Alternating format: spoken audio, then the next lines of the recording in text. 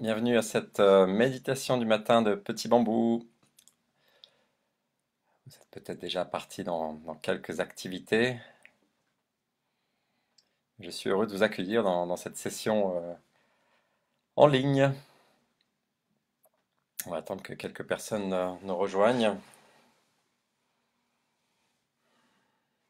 Bienvenue pour vous qui êtes les premiers, les premières qui arrivez à cette méditation du matin. Alors, je suis toujours curieux de voir d'où vous venez, dans quelle ville vous trouvez-vous maintenant. Bonjour à Camille, à Marie, à Cécile, Bayonne, Toulon. Il n'y a pas que les gens du Sud quand même qui méditent, hein. Je ne pense pas, je ne pense pas. Belleville, hein.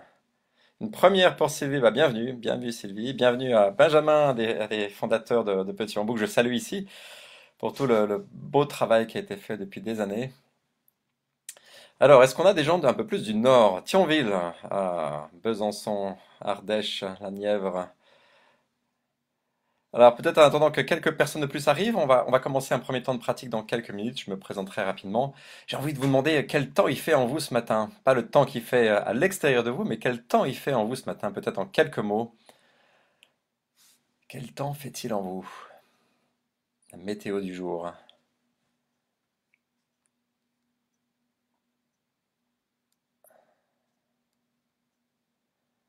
Entre-temps, je vois qu'il y a des gens d'Auxerre, de Bordeaux, de Boulogne, Magali dans l'Eure et Magali de Bordeaux. Alors, on n'a pas encore beaucoup de gens qui partagent la météo du jour, mais ça va peut-être venir. En attendant, prenez place. Installez-vous confortablement pour cette session qui va durer environ trois quarts d'heure. Ça dépendra après des questions. On aura deux temps de pratique. Et puis, entre les deux, du temps pour répondre à vos questions, pour vos partages. Voilà, je vais essayer de faire en sorte que ce soit un moment le plus riche possible pour vous. Un grand soleil pour Zoumet. C'est votre prénom, Zoumet, mais c'est beau. C'est un beau prénom. Il fait beau pour Aurore. Pluie dans la Marne. Ouais. Parfois il fait beau, parfois il fait soleil en nous, parfois ça pleut en nous.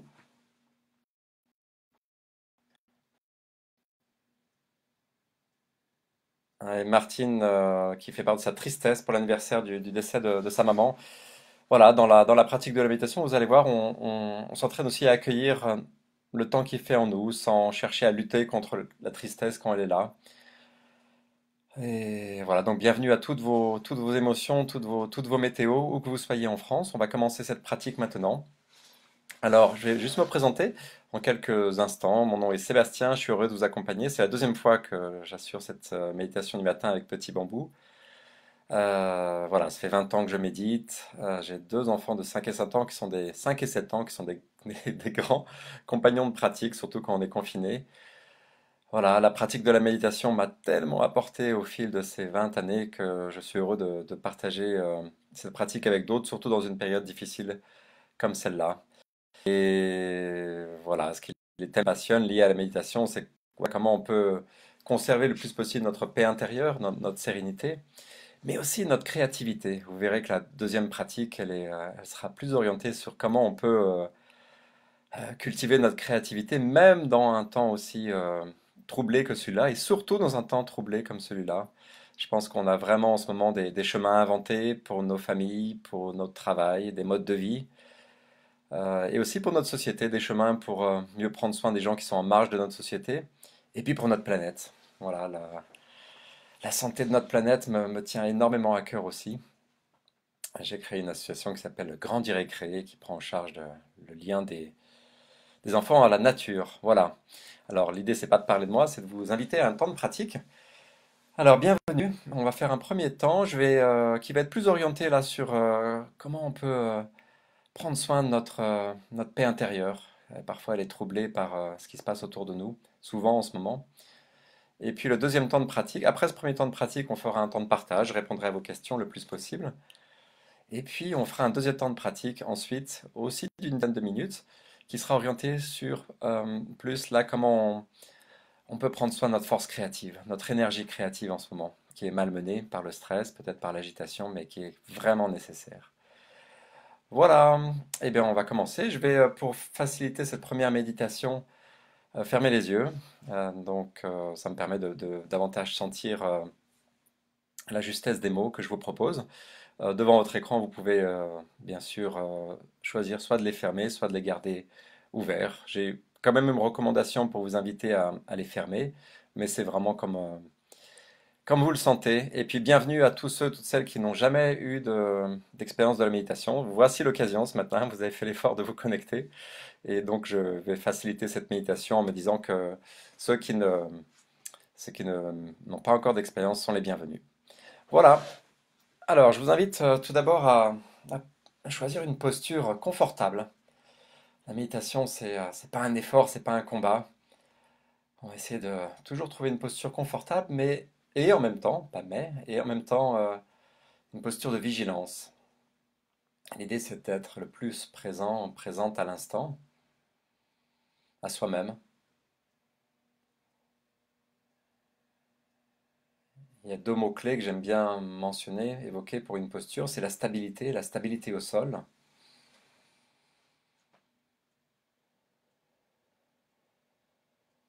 avec les pieds bien à plat sur le sol. Si vous êtes assis, assise sur une chaise,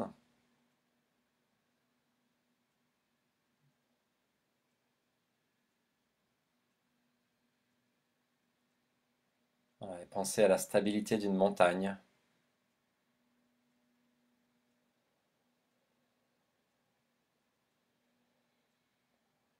Une montagne ne se trouble pas,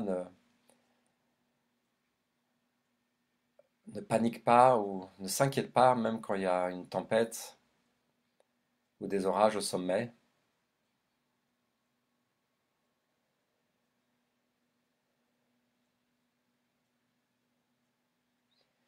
Et nous aussi, quand on a une posture stable, ça nous aide à garder cette stabilité intérieure.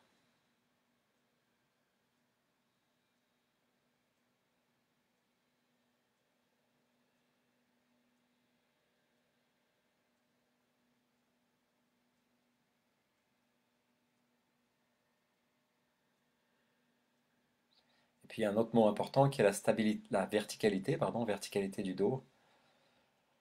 Voilà, on essaie de trouver la verticalité d'une plante ou d'un arbre ou d'une fleur. On s'élève vers le ciel, mais sans tension. On les voit rarement stressés, les arbres. En tout cas, ça ne se voit pas.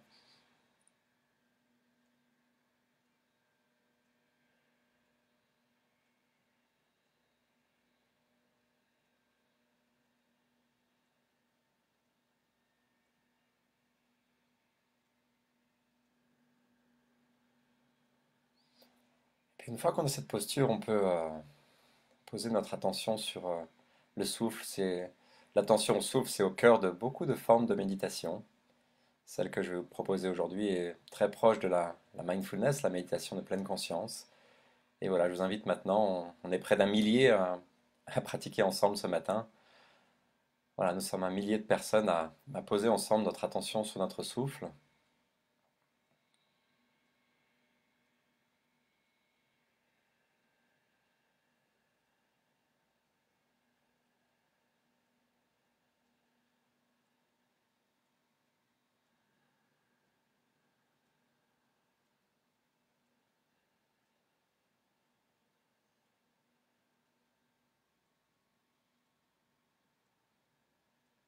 À tout moment, jusqu'au dernier jour de notre vie, ce souffle est présent en nous et c'est un formidable allié pour vivre pleinement l'instant.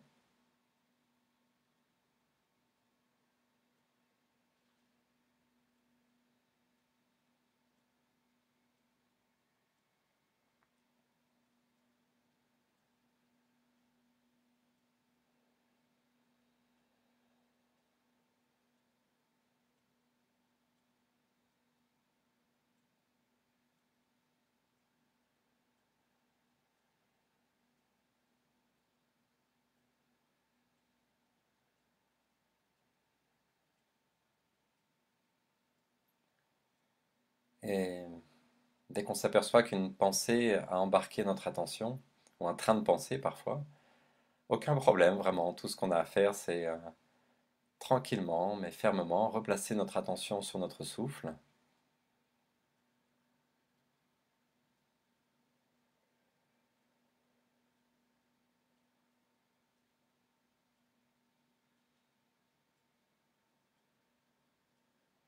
Et puis savourer ce retour à nous-mêmes.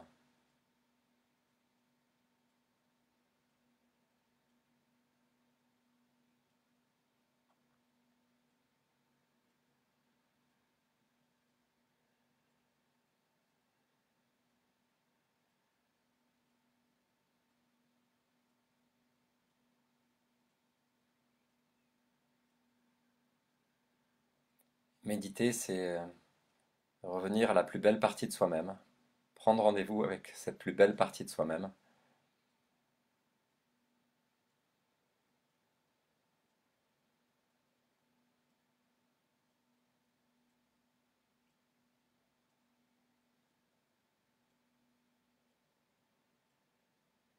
Et bravo d'être là ce matin pour ce rendez-vous avec vous-même et avec un millier d'autres personnes.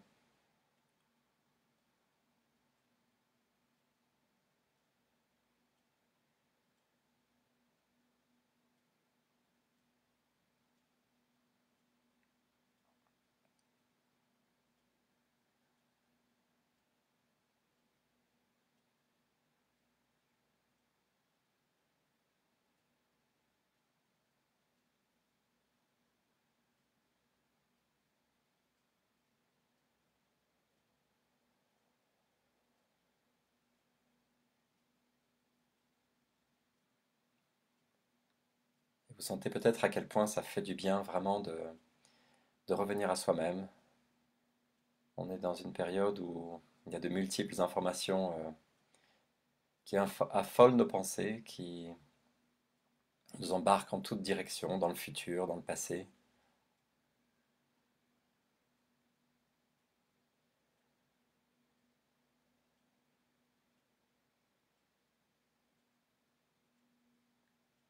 Et pour traverser cette période, pour nous-mêmes, pour nos familles, pour nos collègues, tous les gens qui nous entourent, on a vraiment besoin d'être en contact avec la plus belle partie de nous-mêmes.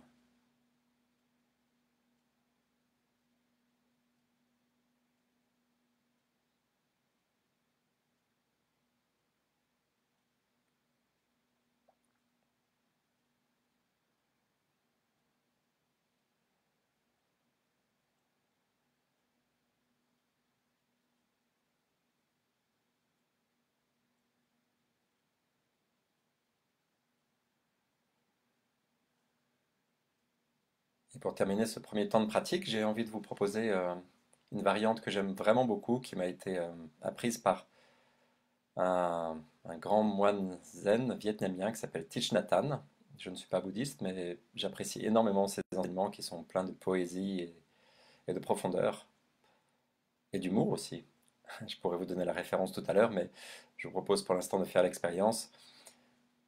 Cette variante consiste à ajouter une petite phrase à l'inspiration et une petite phrase à l'expiration. Et voici celle que je vous propose, qui est évidemment proposée à l'origine par lui. Ce n'est pas moi qui l'ai inventée, mais je la trouve vraiment très belle. La phrase à l'inspiration est quelque chose comme je suis de retour à moi-même, de retour à la maison, back home en anglais. Et à l'expiration, la petite phrase qu'on peut se dire intérieurement, c'est rien à réussir, rien à atteindre.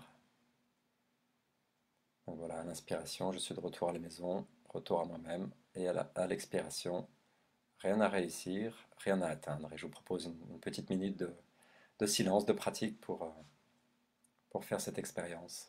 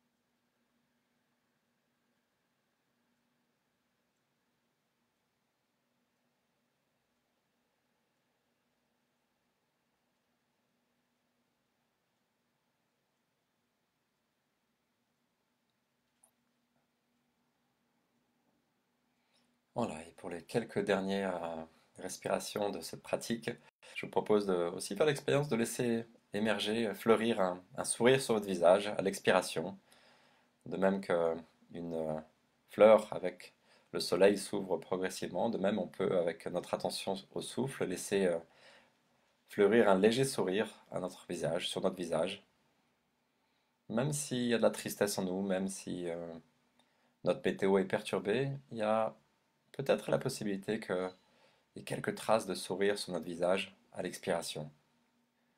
Je vous invite à faire l'expérience et puis on reprendra contact ensemble avec l'écran juste après.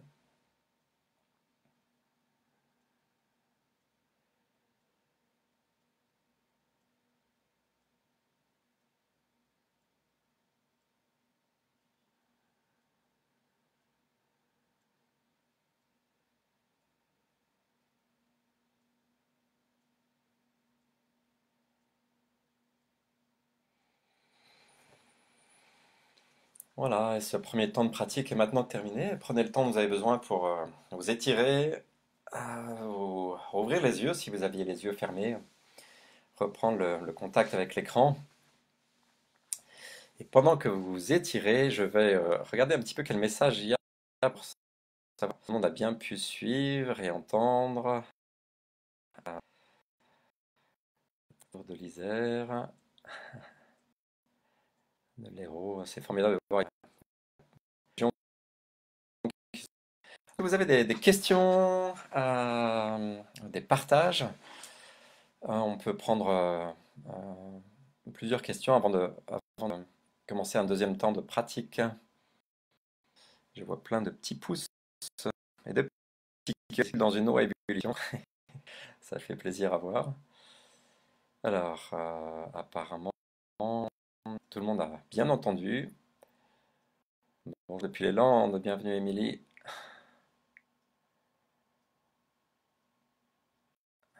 Alors, alors, Sylvie écrit bravo, j'avais justement bien besoin de ça et figurez-vous que ça me fait un fou en fait. Voilà, pour travailler avant le réveil de mes enfants qui sont matinaux, manque de chance. Voilà, donc j'ai à peu près 2 heures d'écriture devant mon ordinateur déjà et ça me fait un bien fou de méditer et surtout avec vous. On ne se rend pas souvent assez compte de la force d'une communauté. Alors c'est une communauté virtuelle, sûr, mais voilà, après méditer en même temps, ça fait vraiment du bien. À moi aussi. Regarde, regarde, Tani qui dit Gérard Gérard, non, génial le sourire et l'inspiration. Vraiment beaucoup cette. Alors, il n'y a pas de question particulière. Du coup, je vous ai, il sera toujours temps après. Ah oui, alors quelqu'un me demande les références. Alors, il y a une écriture qui n'est pas forcément évidente. J'essaie de ne pas me tromper à chaque fois. Attendez, c'est comme ça. Et il y a notamment, alors c'est Thich Nhat Hanh, qui est ce moine qui a 90 ans maintenant. Et je vous propose en particulier ce livre qui s'appelle En pleine conscience, qui est vraiment formidable. Il y en a plein en fait, hein. Il a écrit beaucoup, beaucoup de livres. Et voilà, Vivre en pleine conscience, c'est 5 tomes. Enfin, c'est des petits livres, hein, ne vous inquiétez pas. Vous n'allez pas être écrasé. Il y a des pratiques assises, enfin vivre, aimer, manger, marcher, se reposer. Donc c'est vraiment un livre formidable. Vivre en pleine conscience. Voilà. Alors, je regarde comme s'il y a quelques questions.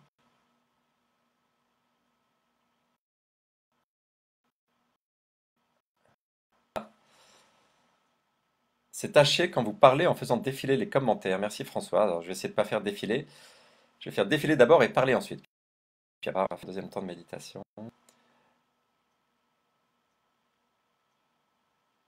Alors, bon, écoutez, je vous propose un deuxième temps. Alors, juste Stéphanie qui dit, j'ai du mal à méditer les yeux ouverts. Peut-être cela viendra avec le temps. Ben, pas de pression, Stéphanie. Si, je pense qu'il faut vraiment partir avec les techniques, la posture qui nous convient le mieux, qui est la plus propice pour que ce soit le moins un effort possible. Il ne faut pas que ce soit un combat, mais voilà, un rendez-vous plaisant avec soi-même. Et peut-être qu'un jour, la pratique les yeux ouverts sera plus riche pour vous. Moi, personnellement, je l'aime beaucoup parce que ça me permet de méditer dans beaucoup de lieux publics. voilà, sur le quai d'une gare, pas beaucoup, et pas en ce moment évidemment, mais voilà, sur le quai d'une gare, dans un parc, ça me permet d'être aussi en lien avec la vie qui continue à tout moment autour de moi. Voilà, mais pas de pression, comme avait dit mon fiston de 5 ans à son maître nageur. La même chose pour la vie. Pas de pression, il y en a suffisamment autour de nous en ce moment pour pas s'en créer de nouvelles. Alors, je vous propose un deuxième temps de pratique, plus orienté cette fois sur la créativité. Je vous ai expliqué tout à l'heure en début de séance, mais peut-être tout le monde n'était pas là, que la créativité était un des plus beaux cadeaux que m'avait fait la méditation depuis 20 ans. Ma porte d'entrée, ça a été plus la sérénité, une recherche de sérénité, de paix intérieure il y a 20 ans. Mais je me suis aperçu au fil des mois, des années, que je renouais de plus en plus avec ma capacité, ma force créative, que j'avais complètement perdue, qui était éteinte, mais pas morte. C'était ça la bonne nouvelle. Et depuis voilà, que je pratique la méditation, je sens cette force créative qui monte, qui monte, qui monte, comme les petites bulles que je vois à l'écran, là, ces petits pouces. Et voilà, je suis vraiment passionné par le partage de ces pratiques de méditation qui sont particulièrement orientées vers prendre soin de notre force créative. Et la bonne nouvelle, c'est que je suis en train de mettre les dernières touches à un programme pour Petit Bambou sur méditation et créativité. Donc voilà, vous allez avoir la primeur ce matin d'une des pratiques qui sera dans ce cycle. Alors, est-ce que vous êtes prêts et prêts? Alors, c'est parti. Et je vois une question à laquelle je répondrai tout à l'heure, mais on va commencer ce temps de pratique qui va durer par une dizaine de minutes. Et puis je resterai aussi pour des questions.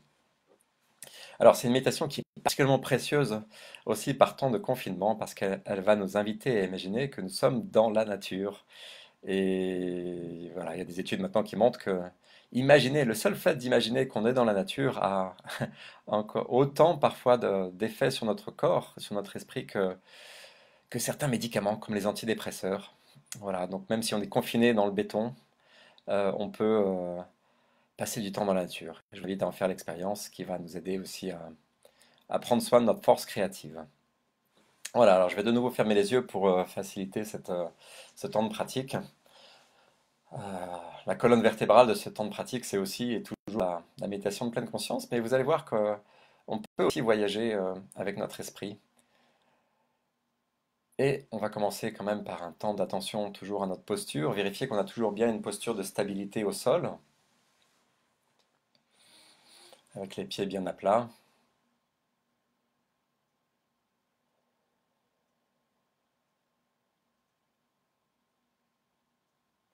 Stabilité de la montagne, et puis verticalité du dos. Imaginez que vos vertèbres sont empilées les unes sur les autres, avec une belle stabilité, mais aussi, voilà, c'est une colonne qui s'élève vers le ciel sans rien forcer.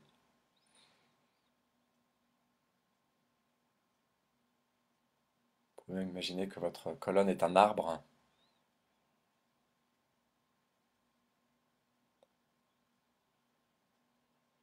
et pourquoi pas un arbre même qui peut se balancer tranquillement, doucement dans le vent. Ça souffle autour de nous en ce moment,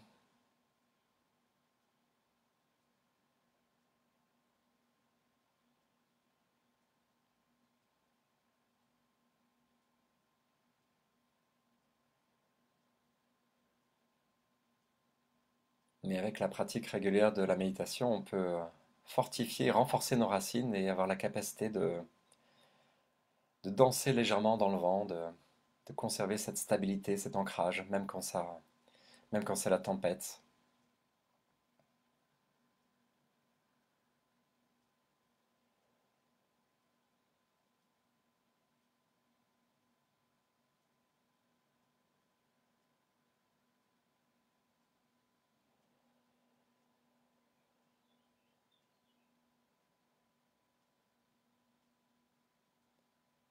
Et vous pouvez maintenant poser votre attention sur votre souffle, ce compagnon fidèle de notre naissance à notre mort, compagnon fidèle pour nous aider à être vraiment pleinement présent, présente dans l'instant.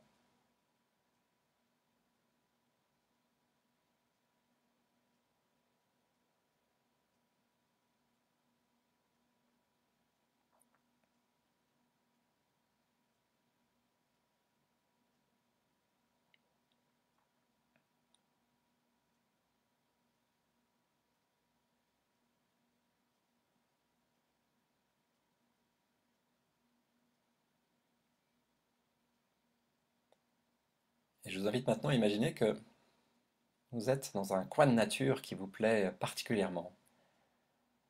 Un espace de nature que vous connaissez réellement ou que vous imaginez maintenant. En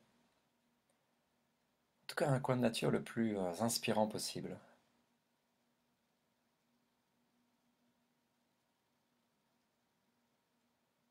Mais je vous invite à vous y rendre avec votre imagination et à regarder à travers vos propres yeux, c'est-à-dire sans vous voir dans l'image, à regarder tout autour de vous, les formes, les couleurs, et peut-être des arbres, des plantes, des fleurs.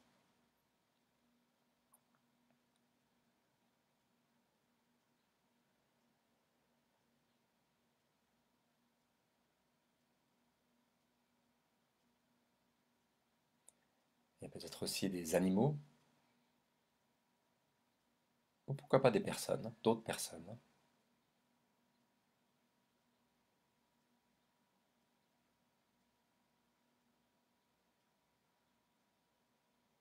Et dans ce coin de nature, il y a peut-être aussi en ce moment un parfum, des odeurs particulières que vous pouvez prendre le temps de savourer.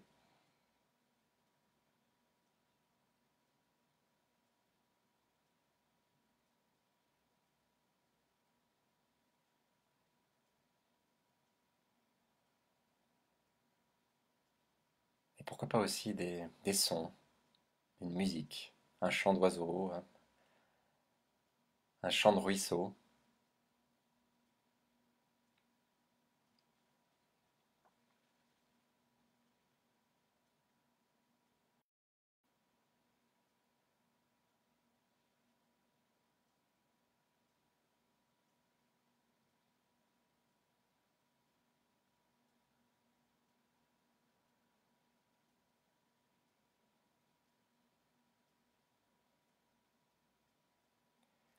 Il y a quelques mois encore, la nature était comme morte, désolée, vide, sèche.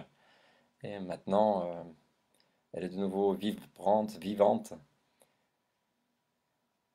Et essayez de sentir toute la force créative, l'énergie créative qu'il y a dans cet espace de nature que vous avez choisi.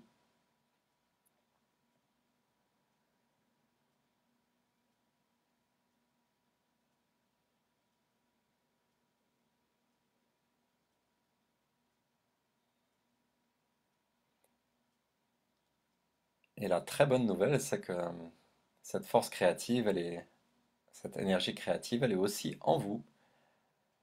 À tout moment, elle est présente en vous, peut-être juste un peu endormie ou comprimée.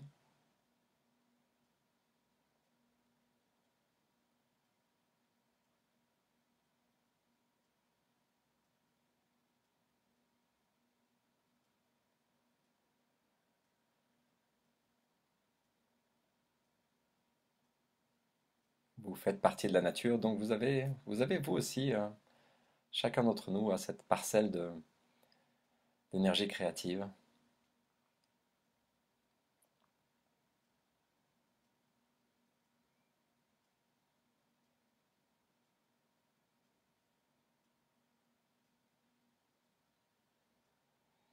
Et à ce sujet, je voudrais vous proposer une expérience un peu inhabituelle, mais que j'aime vraiment beaucoup et que je fais régulièrement, et qui consiste à imaginer que vous êtes un arbre ou une plante ou une fleur que vous appréciez. À vous de choisir l'espèce ou la variété qui vous plaît le plus.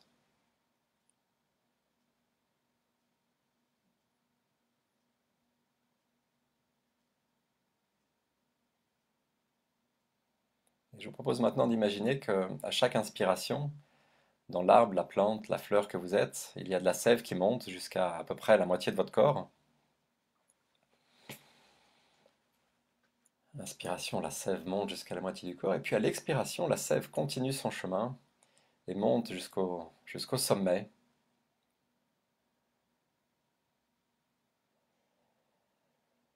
Et selon le type de végétal que vous avez, d'être végétal que vous avez imaginé, eh ben, vous pouvez laisser la sève poursuivre son chemin dans des branches, dans la plus petite des tiges, dans des fleurs, dans des fruits, dans des pétales.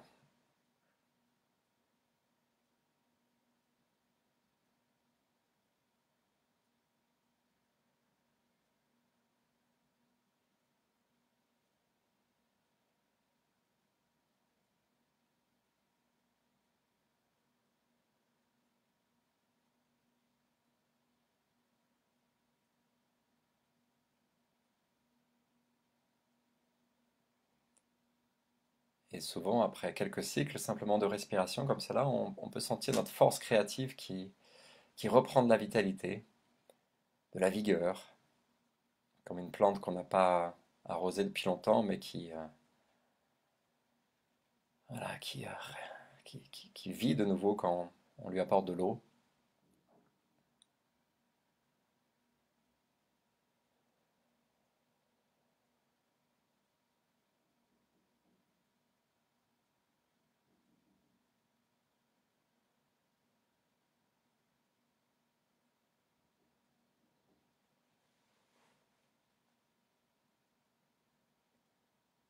Et à la fin de l'expiration, quand vous aidez la sève à se propager le plus haut possible, dans les branches, dans les feuilles, dans les fleurs, vous pouvez imaginer, je vous invite à imaginer qu'est-ce que vous auriez envie de créer, de faire advenir de plus beau, de plus inspirant dans les jours, dans les semaines à venir.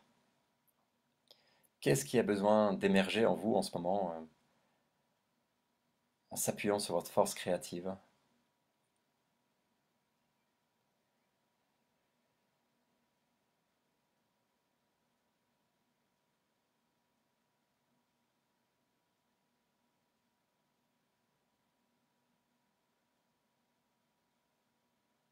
Ne laissez pas trop le mental s'emparer de cette question. Il s'agit plutôt de laisser monter quelques images ou quelques mots, sans rien chercher à contrôler. Juste observez ce qui vient en réponse à cette question. Qu'est-ce que vous avez envie de créer dans les jours, semaines à venir?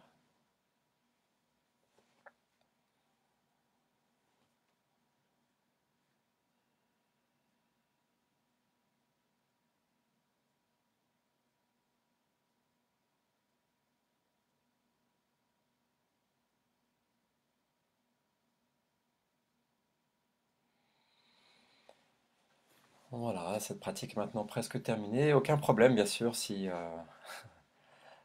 vous n'êtes pas parvenu à avoir de réponse, ou même si vous n'êtes pas parvenu à vous imaginer dans un espace de nature. Euh, je vous invite à voilà, la plus grande bienveillance envers vous-même. C'est peut-être pour la première fois une première expérience de ce type de méditation. Donc, patience et bienveillance envers vous-même. Vous pourrez choisir de refaire cette pratique si vous le souhaitez. Elle devrait être enregistrée par les soins de Petit Bambou. Et voilà, je vous invite progressivement, si vous aviez les yeux fermés, à les rouvrir, reprendre contact avec la lumière, avec l'écran. Vous étirez, ça vous fait du bien. Et puis, donc voilà, de retour devant l'écran. Et une chose que j'ai envie de vous dire, c'est à quel point dans notre société maintenant, on a vraiment besoin de la force créative de chacun. Il y a vraiment des choses à inventer, des modes de vie pour nos familles, pour notre travail, pour notre planète, pour les gens qui sont en marge de notre société. Et voilà, prenez bien soin de votre énergie créative, de votre père intérieur aussi, c'est important. Alors, je vais prendre maintenant du temps pour répondre aux questions. Je vais répondre juste avant la comment mes migraines. Ouais. Alors, j'avoue que je suis parmi les chanceux, je n'ai pas de migraine carabinée, j'en ai rarement, mais ça arrive d'avoir mal à la tête. Et bon, en toute humilité, je ne prétends pas avoir de, de remède miracle.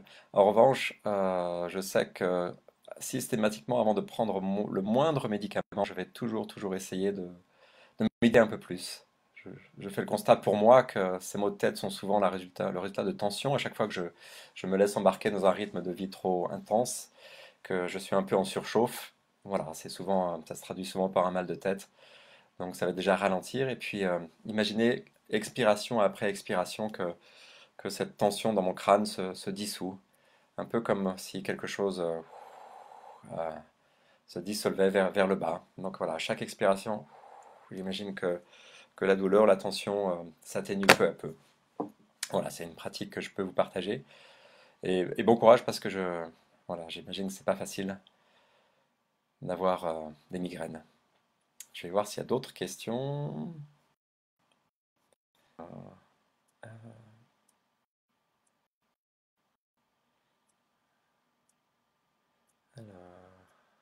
Merci à Petit Bambou et et je le dis aussi. C'est un formidable travail qu'ils ont fait. Ah, François, je me sentais bien en tilleul palissé. Alors, c'est une variété que je ne connaissais pas. J'irai regarder du coup. Françoise qui partageait qu'elle avait mal à la tête qui a à présent disparu. Oui, le mal de tête, fois, est souvent un signe que je le prends comme une invitation à méditer pour moi.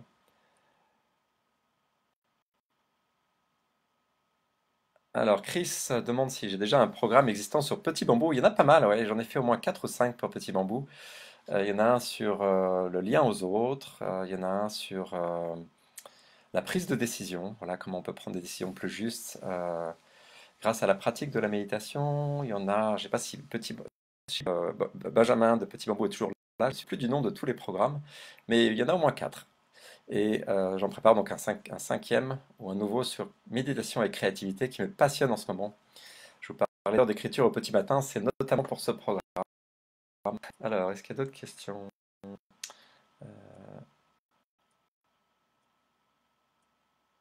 Alors, où lire, Brigitte, où lire vos références? Alors, j'ai donné tout à l'heure le nom de livre de Thich Nhat Hanh. Je pense que vous devrez pouvoir le, le retrouver.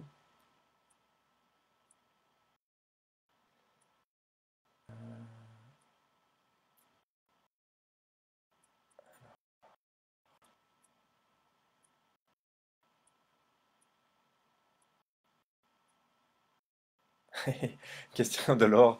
Cela m'endort, est-ce normal? Euh, alors, je dis souvent aux personnes que j'accompagne dans des groupes que souvent notre corps tient avec une certaine tension, ou en tout cas on a de l'adrénaline, on fait beaucoup de choses, et dès qu'on se pose un petit peu, il arrive que le corps en profite pour se reposer. Et que voilà, c'est peut-être qu'il y a une dose de sommeil en vous encore, un besoin de sommeil, que la méditation, auquel la méditation ouvre un espace. Voilà, donc c'est souvent l'explication la plus probable. Marie, à quelle fréquence conseillez-vous de méditer? Moi, je suis un partisan, enfin un partisan. J'aime bien recommander en tout cas de méditer vraiment très régulièrement, même si c'est quelques minutes. J'avais organisé un jour une retraite avec Mathieu Ricard qui avait une belle formule qui était il vaut mieux arroser une plante un petit peu chaque jour que lui donner un grand seau d'eau une fois par mois. Voilà, donc essayez de pratiquer vraiment très régulièrement, même si c'est quelques minutes. Et à propos des pratiques d'aujourd'hui, par exemple, j'en ai donc les deux que j'ai partagées, celle où on va poser l'attention sur le souffle et se dire à l'inspiration, euh, je suis de retour à la maison et à moi-même, et à l'expiration, rien à réussir, rien à atteindre. Ça peut être fait en quelques cycles de respiration. On pouvait prendre juste une minute pour ça. Et même chose pour la deuxième pratique, autour de visualiser qu'on est dans un espace de nature qui nous fait du bien. Ça peut aussi être fait en moins d'une minute. Donc voilà, je vous encourage à prendre vraiment, à prendre ce moment. Il y avait une question aussi de Sandrine, pourquoi la méditation me fait pleurer? Alors, bon, je ne connais pas Sandrine, mais j'ai souvent remarqué parmi les personnes que j'accompagne, et ça a été aussi le cas pour moi quand j'étais pas sur mon propre chemin, sur le chemin qui me convenait. J'avais pris un boulot qui en fait, me convenait pas, que je vivais comme un combat. Et je me souviens, parfois, j'avais une petite trentaine d'années, peut-être 34 ans. J'en ai 47 maintenant. Et voilà, j'ai arrêté ma voiture. J'avais beaucoup de déplacements en voiture. Je l'arrêtais parfois au bord du chemin. Je méditais quelques instants. Et là, ça pleurait en moi, ça pleuvait en moi. Et je pense que ça peut arriver quand une partie de nous-mêmes, un besoin profond qu'on a en nous-mêmes, n'est pas assez nourri. Et la pratique de la méditation lui donne un espace pour se faire davantage entendre. Donc voilà, il y a une tristesse en nous. Et ce que j'aime beaucoup dans la pratique de la méditation, c'est, en tout cas telle on la propose avec beaucoup de facilitateurs de petits bambous, c'est, voilà, s'il y a de la tristesse en nous, bah, on l'accueille au même titre que d'autres émotions qui sont peut-être plus agréables. Mais voilà, la pratique peut devenir, bah, à l'inspiration, je vois de la tristesse en moi. Je vois toute cette tristesse en moi, ça pleure en moi, c'est triste en moi. Et puis à l'expiration, j'accueille pleinement cette tristesse, elle est là, et je ne vais pas chercher à la faire partir, à l'évanouir, à l'étourdir en mangeant, en regardant plein de choses sur les écrans, en m'oubliant moi-même. Mais le seul fait de l'accueillir déjà, vous verrez, je parle à Sandrine et peut-être il y en a d'autres qui sont dans ce cas, c'est le petit miracle, c'est qu'à chaque fois qu'on l'accueille vraiment à 100%, on dit voilà, il y a cette tristesse, je l'accueille vraiment comme j'accueillerais un enfant qui a besoin de moi, et ben, vous verrez que là, elle perd de son intensité. Elle disparaît pas forcément, mais elle perd de son intensité. Elle devient presque comme une amie dont on a envie de prendre soin. Voilà, donc de tout cœur avec vous, Nathalie, pour cette part de vous-même qui est triste en ce moment. Oui, Karine mentionne que j'ai fait un programme sur le couple aussi, c'est vrai, sur voilà, comment on peut prendre soin de notre couple. Et c'est vrai qu'en ce moment, c'est pas facile. Certes, pour beaucoup d'entre nous qui sommes en couple, euh, donc vous pouvez vous tourner vers ce programme.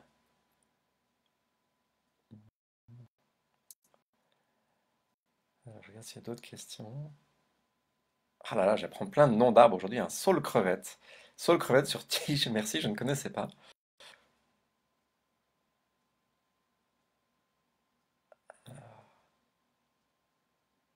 Alors,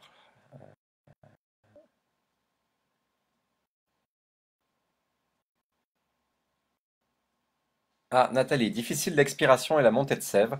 Oui, alors, il y a plein de variantes possibles, hein. Moi, j'en propose une qui me convient particulièrement, mais vous pouvez imaginer plein d'autres choses. Ça peut être, imaginer que la montée de la sève dans cette visualisation est juste à l'inspiration. Si vous prenez une inspiration, à l'expiration, rien de particulier, vous êtes en suspension, et puis la prochaine inspiration, la sève continue à monter.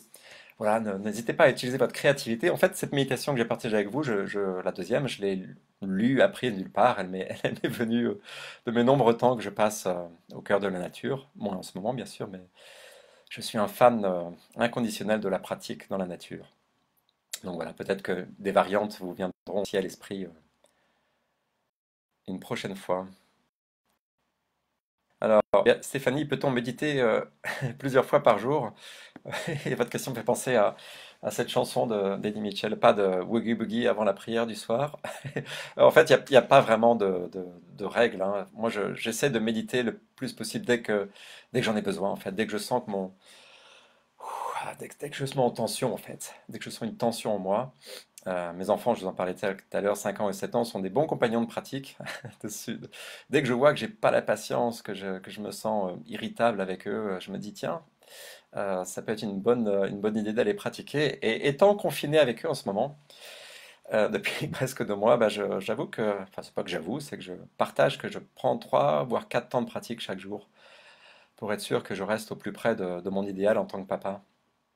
Pas simple, mais voilà, je constate qu'à chaque fois que je prends le temps de méditer, je trouve des mots un petit peu plus justes, des gestes un peu plus justes avec eux, et à contrario, dès que je perds ce contact avec moi-même, assez vite, je peux glisser vers des paroles qui soient pas justes, des gestes emportés, voilà. Donc, plusieurs fois par jour, Stéphanie, si le cœur vous en dit.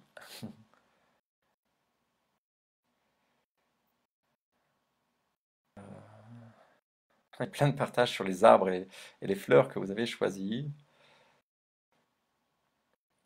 Pratique.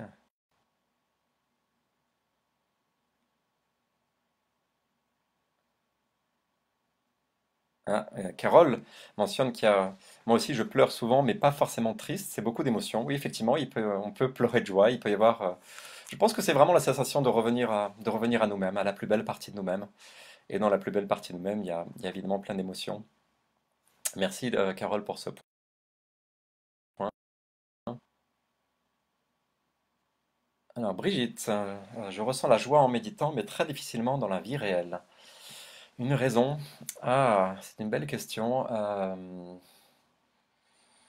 Alors d'abord, une première chose, j'ai envie de réagir à cette expression de vie réelle. Euh, un maître de sagesse, j'ai eu l'occasion de me rencontrer un jour, m'a fait remarquer, c'est quoi la vie réelle en fait? Est-ce que c'est la vie qu'on mène stressée, toujours à atteindre quelque chose de plus loin du matin au soir?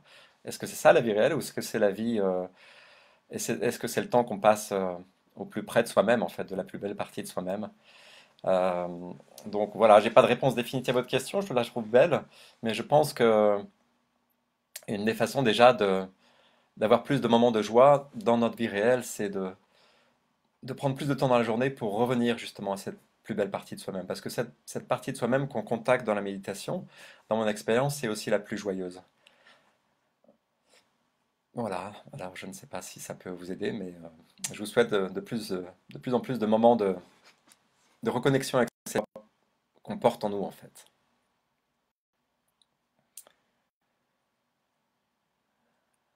Alors, une dernière question peut-être? On va voir.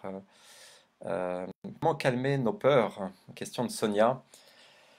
Ah, la peur, c'est un beau sujet en ce moment pour beaucoup d'entre nous.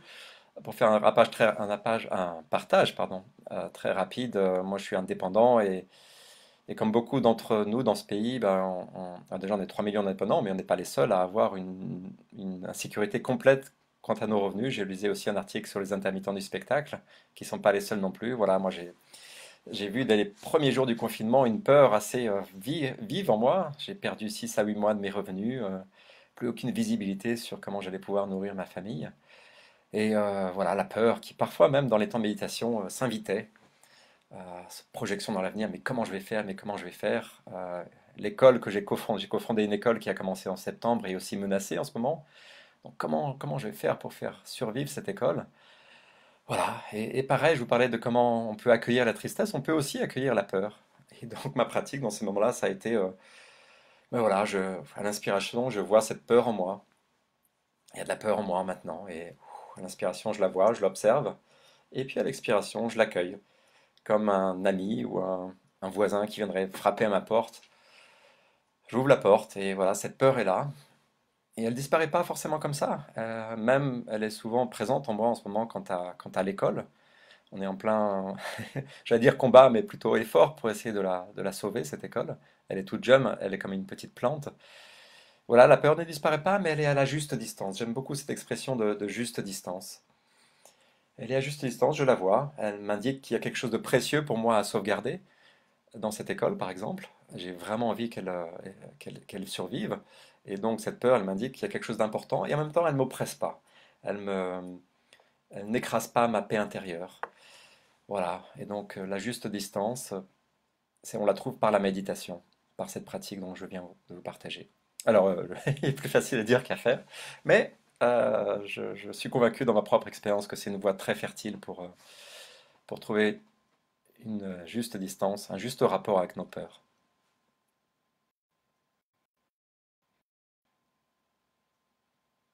Ah, j'aime beaucoup la, la question de Florence. Comment ça, rien à atteindre, rien à réussir? Il y a 5 points d'interrogation. Et je comprends votre. Alors, peut-être il y a de la surprise, il y a peut-être aussi un peu d'agacement. Comment ça, rien à atteindre, rien à réussir? Et oui, c'est un point qui est pas facile à comprendre. Ça m'a pris, moi, 2 ans de pratique, mes 2 premières années de pratique, en tant que bon élève, enfin, en tout cas, en tant que quelqu'un qui essaie toujours d'être un bon élève, de réussir. Je me suis mis pas mal de pression pour réussir ma méditation. J'étais content quand elle réussissait, entre guillemets, et frustré quand elle ratait. Et j'ai fini par comprendre, grâce à des personnes qui m'ont accompagné à cette époque, que, en fait, effectivement, il n'y avait rien à réussir, rien à atteindre. On peut avoir une intention, bien sûr, une envie de repartir de la séance avec plus de paix intérieure, plus de créativité, plus de joie. Et cette intention, elle est complètement légitime. Mais de même qu'un jardinier, il y a beaucoup de métaphores potagères dans cette session, mais de même qu'un jardinier va faire tout ce qu'il faut pour aider ses plantes à pousser, le juste ensoleillement, la protection contre les multiples agresseurs. Euh, mais finalement, ce qui va pousser ou pas, ça dépend pas tellement de nous. Ça dépend de la dose d'ensoleillement, ça dépend des conditions climatiques. Et voilà, en tant que jardinier, et nous on est des jardiniers de notre paix intérieure avec la méditation, bah, on va faire juste tout ce qu'il faut. S'asseoir déjà, prendre du temps, des rendez-vous avec soi-même réguliers, poser notre attention sur notre souffle. Et puis parfois, ça pousse pas. La paix à laquelle on inspire pousse pas. Il y a... Ah, attendez, excuse-moi. C'est mon épouse qui m'appelle. Alors, attendez, je sais pas comment ça se passe du coup. Est-ce que vous m'entendez toujours? Ah, il y a un petit imprévu. Hop.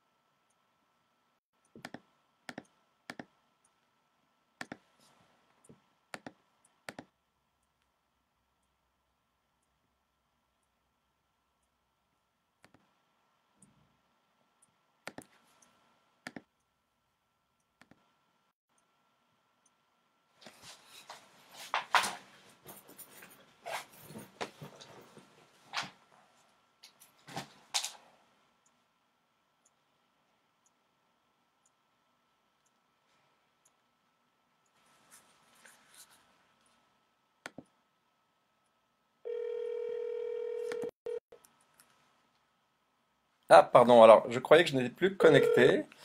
Est-ce que vous m'entendez de nouveau? Voici pour la fin de cette séance. Oui, ça c'est, j'ai écrit un poème sur le couple.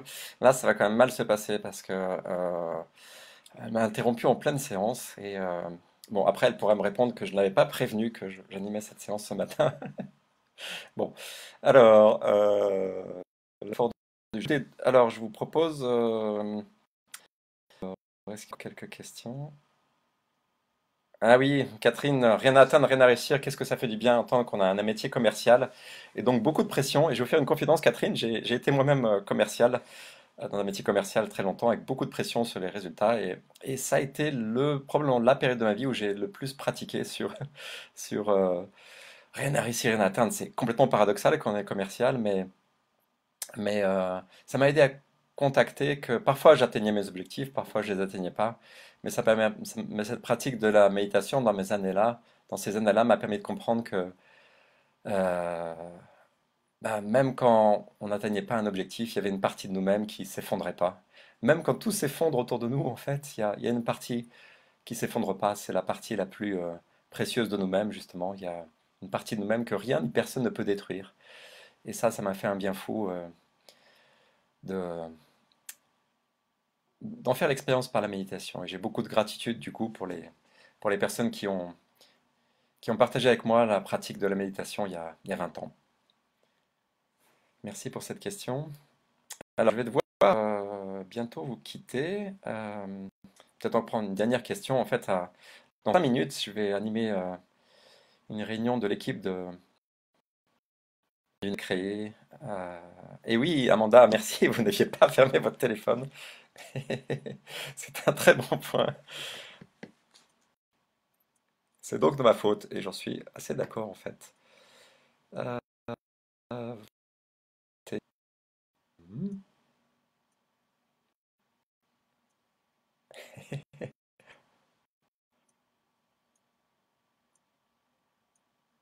Ah, Katia me dit je lis lentement. Je ne sais pas exactement ce que ça veut dire, mais peut-être que je pourrais lire. Ah, peut-être qu'il faudrait que je lise les messages plus rapidement. Bon, alors, je vais essayer un petit peu.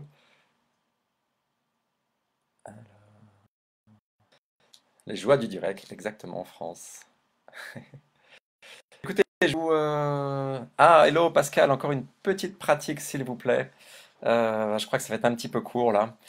Mais je vais voir avec. En tout cas, moi je prends beaucoup de plaisir à partager. J'étais un peu sceptique au début, mais non seulement ça ne me pèse pas d'être seul devant mon écran, mais j'ai même du plaisir. Je me sens relié en fait à vous et à tous et toutes qui êtes encore à peu près 500 dans cette session. Donc, petit, on peut faire d'autres sessions de temps en temps et puis on verra ce qui paraîtra pertinent à l'équipe. En tout cas, je vous souhaite une très belle journée. Très belle semaine, de rester le plus possible pour la fin de ce confinement au plus près de cette plus belle partie de vous-même, pour vous-même, pour aussi les gens avec qui vous êtes confinés, votre famille, et pour tous vos collègues. Vraiment, ces temps de méditation profitent à tout le monde, à vous comme aux autres. Donc voilà, de tout cœur avec vous et puis bonne journée. Au revoir.